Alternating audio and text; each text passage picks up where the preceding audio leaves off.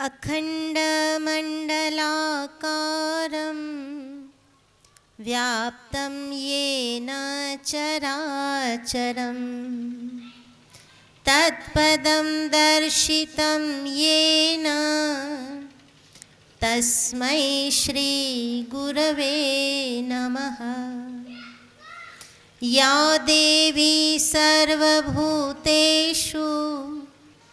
मातृरूपेण संस्थिता नमस्तस्यै नमस्तस्यै नमस्तस्यै नमो नमः। राजराजेश्वरी भगवती माँ चामुंडाना श्री चरणों में वंदन।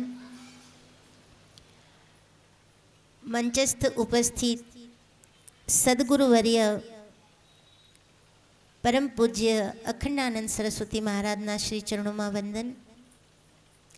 उपस्थित श्री श्री 1008 महामंडलेश्वर श्रद्धानंद गिरिजी महाराज, थानापति बुद्धगिरिजी महाराज, अमरा शिव निकेतन आश्रम थी दलसु गिरिजी महाराज, गोंडल मंडलना सेक्रेटरी श्री, अन्य संतो, गोंडल मंडलना प्रमुख श्री पुरुषोत्तम दासजी महाराज अने सौ संतो महंतो, गोंडल मंडलना अने अन्य आश्रमोथी पधारेला सौ महंतो, सौना श्री चरणों में वंदन। आप सर्व भक्तों ने जय गुरुदेव, जय गिरनारी। अहींयाथी पूज्य महामंडलेश्वर श्रद्धानंद गिरिजी महाराजे खूब वखाण कर्या त्यारे मने एक वात याद आवी के मोटे भागे दीकरो कमाई अने बापनी सेवा करे। एवुं होय ने, दीकरो कमाई अने बापनी सेवा करे, पण अहींया तो बापनी कमाणीए दीकरो, एटले शास्त्रमां कीधुं छे गुरु कृपा ही केवलम। आ एनी कृपा छे, एना आशीर्वाद छे कि आज बधा संतो अने आ भक्तो एक महामंडलेश्वर तरीके ओळखी रह्या छो। पण गुरु कृपा जीवन में शुं करी शके? समय तमारो वधारे नहीं लो, एक नानकड़ी वात। एक दिवस भमरो छे ने फूल उपर बगीचा में फरतो फरतो फूल उपर बेसी सुगंध लेतो लेतो उड़ीने जतो हतो पोताना कामे। एमां जता जता रस्ता में छाण पड़ेलुं हतुं अने भमरानी दृष्टि गई छाण उपर, तो छाणनी अंदर कींगो खतपत्तो तो। कींगा ने छाण बहु गमे। हवे अहींया देशना छे तो खबर छे कींगो, अने लगभग बधा देशना ज छे, रेवा गया छे मुंबई, पण ए छाणमां ए खतपत्तो तो कीड़ो।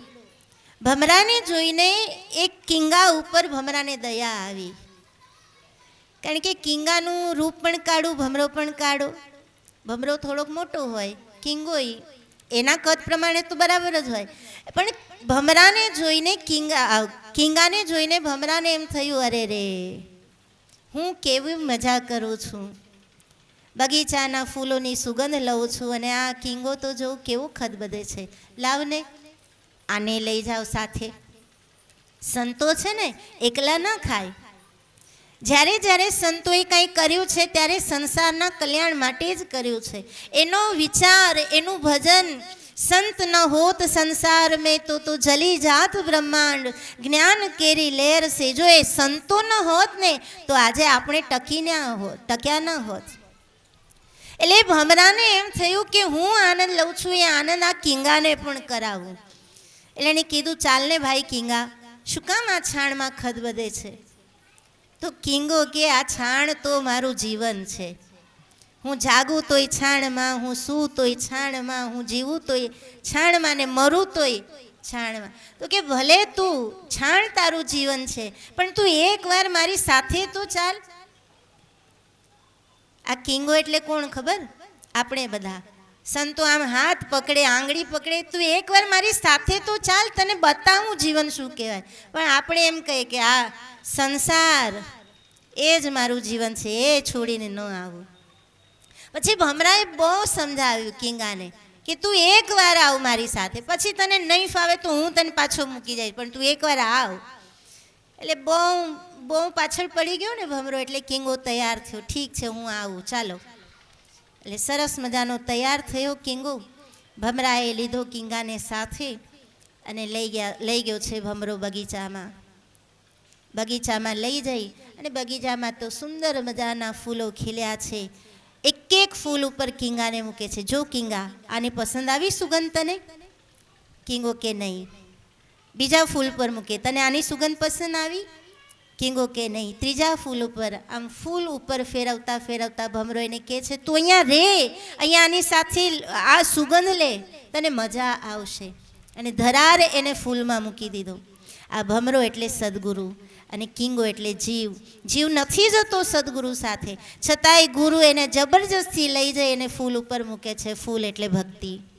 કે તું એકવાર સુગંધ તો લે આની, તું સ્વાદ તો ચાખી લે. તું એકવાર સ્વાદ ચાખીશ એટલે તને બીજો બધો સ્વાદ ફીકો લાગશે. એટલે કિંગ આને ફૂલ ઉપર મૂક્યો. પછી ભમરાને એમ થયું કે ચાલ હું મારું થોડુંક કામ કરી લઉં. એમ કરીને ભમરો બગીચાનો આટો મારીને પાછો આવે તો કિંગો એકદમ આરામથી બેઠો છે ફૂલ ઉપર. તમે કલ્પના કરો કે છાણનો એક કીડો ફૂલ ઉપર એકદમ આરામથી મસ્તીથી બેઠો છે. એટલે ભમરાને થોડી શંકા ગઈ કે આમાં કંઈક દાળમાં કાળું છે. આ કિંગો આટલો આરામથી બેઠો છે, એમાં કંઈક છે. એટલે ભમરાએ કિંગા પાસે જઈને પૂછ્યું, એલા તને મજા આવે? તો ઓલો કે બહુ મજા આવે. તો ભમરાને વધારે શંકા ગઈ કે કંઈક છે આમાં. એટલે ભમરાએ કિંગાને આજુબાજુથી જોયું, ક્યાંય કાંઈ મળે નહીં. પછી કિંગાની બે પાંખો હતી ને, ઊંચી કરીને જોઈ તો એમાં એણે છાણના લોંદા સાથે લીધા હતા. એટલે ફૂલ ઉપર બેઠા પછી પણ કિંગાએ છાણ તો ભેગું જ રાખ્યું. એમ સદગુરુ આપણને ભક્તિના માર્ગે લઈ જાય અને સાવ એકદમ સુગંધીદાર આપણને બનાવી દે. પણ પેલો સંસાર તો બગલમાં દબાવેલો જ હોય. મારો પરિવાર, મારું ઘર, મારી નોકરી, મારો ધંધો, એ છૂટે નહીં. એટલે ત્યારે ભમરાને એમ થયું કે ઓહો હો, આટલી મહેનત કરવા છતાંય આનો સંસાર ન છૂટ્યો. પણ ગુરુ છે ને એ છોડે નહીં. એકવાર જેનો હાથ પકડી લે પછી છોડતા એને નથી આવડતું, એનો સ્વભાવ છે.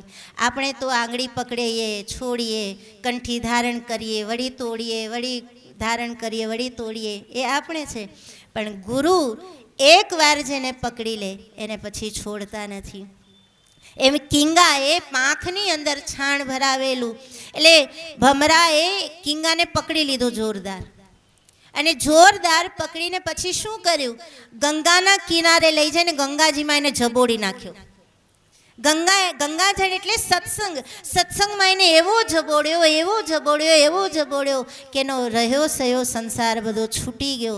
અને એ કિંગો એવો પવિત્ર બની ગયો કે પછી પવિત્ર બનાવી અને કમળ ઉપર મૂકી દીધો. કમળ એટલે મન છે.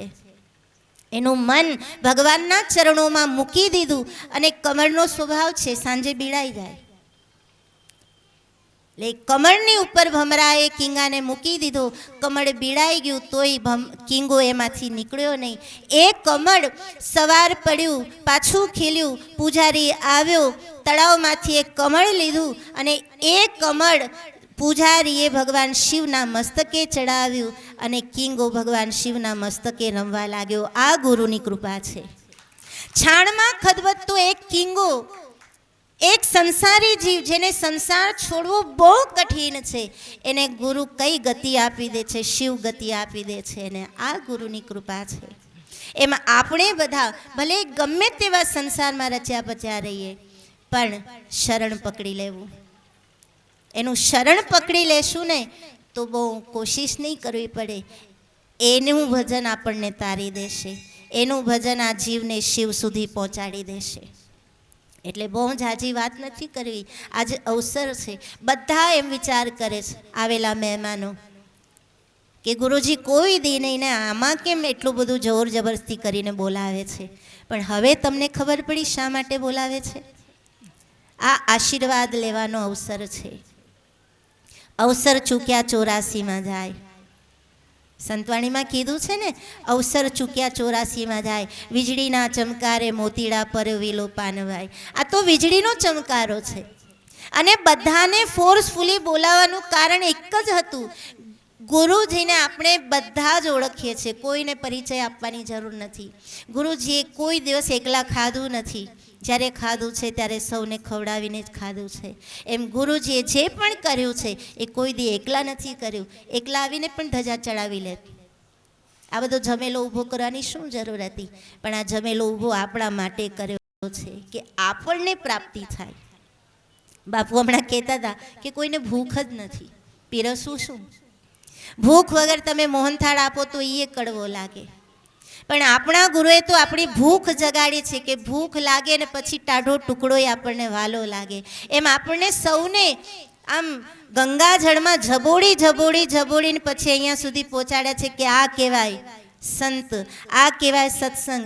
આ સત્સંગ જો આપણને સ્પર્શી જાય તો પછી જગત કે રંગ ક્યાં દેખે, तेरा दीदार काफ़ी है, करूँ मैं प्यार किस किस से, तेरा एक प्यार काफ़ी है. આપણે સૌ સંતોના ચરણોમાં રમવા લાગીએ. ધર્મસભા શરૂ થઈ ત્યારે જ કીધું કે કીડીને અમેરિકા પહોંચવું હોય તો એને પાસપોર્ટ કોઈ ન આપે, એને ટિકિટ કોઈ ન આપે, એને પ્લેનમાં બેસવા કોઈ ન દે. પણ પ્લેનમાં જે બેસી ગયું હોય એના ખિસ્સામાં પણ આપણે બેસી જઈએ ને તો એ પહોંચી જઈએ. એમ અત્યારે ખિસ્સામાં બેસવાનો મોકો છે, ખોળામાં બેસવાનો મોકો છે. આ અવસર એવો છે કે એક ખોળામાં બેસી જઈએ.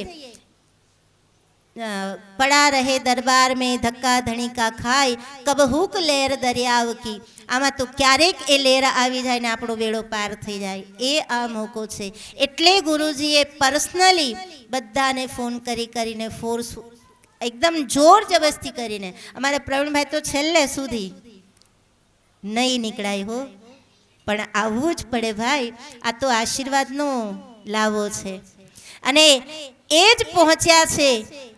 લગભગ તો બધા જ આવી ગયા જેને જેને ફોન કર્યા, પણ જે પહોંચી ગયા એના માટે તો આ બહુ સુનેરો અવસર છે, બહુ સુનેરો અવસર છે. આપણે આજે આખો દિવસ એ જ પ્રયાસ કરવાના છે કે આપણું પણ કલ્યાણ થાય અને આખા વિશ્વનું કલ્યાણ થાય. સર્વેત્ર સુખિના સંતુ, સર્વે સંતુ નિરામયા, સર્વે ભદ્રાણી પશ્યંતુ માં કશ્ચિત દુઃખ ભાગ ભવેત. ભક્તિમાં થોડોક સ્વાર્થ જરૂરી. આપણે ભગવાનને પ્રાર્થના કરીને હે ભગવાન સદબુદ્ધિ આપજો, પણ છેલ્લે એમ બોલવું જોઈએ કે એની શરૂઆત મારાથી કરજો. કારણ કે સદબુદ્ધિ હશે તો સંતો પાસે જઈ શકશું, સદબુદ્ધિ હશે તો સેવા કરી શકશું, અને સદબુદ્ધિ હશે તો સ્મરણ થઈ શકશે, બાકી નહીં થાય. બુદ્ધિ તો બધા પાસે છે, પણ આપણને બધાને સદબુદ્ધિ મળે, સદ સંસ્કાર મળે, સદલક્ષ્મી મળે. અને આ ત્રણેયનું મિલન થાય પછી આપણે બધાની સેવા કરીએ. કારણ કે અત્યારના સમયમાં લક્ષ્મી વગેરે કાંઈ નથી થતું, અને સંસ્કાર વગેરે કાંઈ નથી થતું. એટલે સદબુદ્ધિ, સદલક્ષ્મી અને સદસેવા સંસ્કાર આપણા જીવનમાં આવે એવી પ્રાર્થના કરી. બોલીએ ગિરનારી મહારાજ કી. 12 વાગી ગયા તો તમારા પેટમાં વાગી ગયા નહીં? તો જોર તો જયથી બોલો, સોરી જય તો જોરથી બોલો. બોલે ગિરનારી મહારાજ કી. હર હર હર હર હર હર મહાદેવ હર. જેની આતુરતાથી આપણે રાહ જોઈ રહ્યા છીએ, બધાને થનગનાટ હોય, બધાની દ્રષ્ટિ દેખાય છે, બધાનું હૈયું થનગન નાચી રહ્યું છે કે અમને ગુરુજીને સાંભળવા છે. તો પ્રાર્થના કરીશું પૂજ્ય ગુરુદેવને કે આપણને એમની વાણીનો લાભ મળે.